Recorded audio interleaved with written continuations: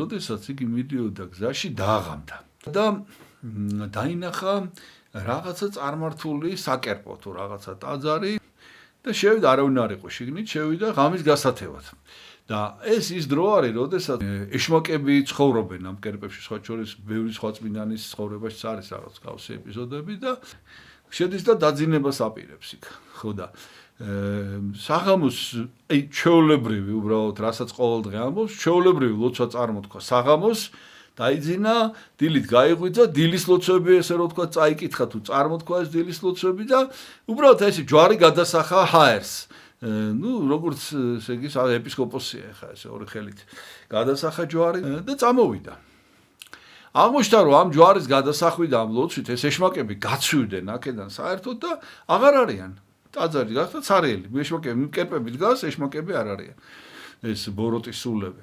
მოდის ახლა დილით წარმართი ქურუმი, რომელმაც ხერხშეწირო უნდა შეასრულოს და ეშმაკმა უნდა მიიღოს ეს ხერხი. ეს ასრულებს ამ ხერხშეწიროს და არაფერი. და ეს ამას ესე იგი საუბარი აქვს ამ ეშმაკებთან.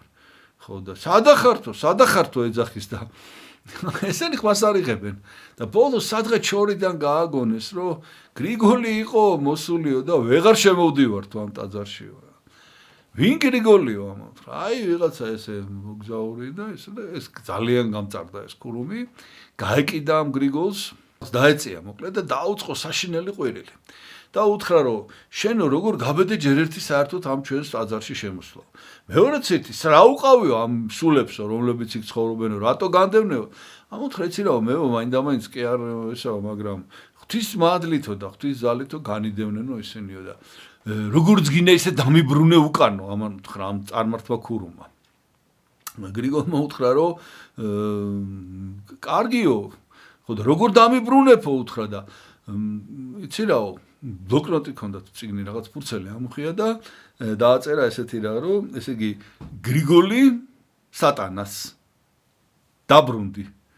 ესეთი სამი სიტყვა დაუწერა და წადი ახლა ეს ფურცელი წაიღე და საფსხერფლოზე დადევიო და მართლაც ეს ქურუმი გაოგნებულია და წამოვიდა.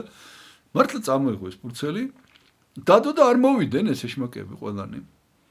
ამაზე გადაირიასო ეს ქურუმი. აი ესე იგი ის რო ერთი ხო განდევნა ამან. და მერე რო განდევნა, მერე უბრძანა და მოვიდნენ. და ამაზე გაგიჟდა და დაატოვა ეს ყველაფერი, წამოვიდა ამ გრიგოლს დაეწია და უთხრა ვინახარო შენ?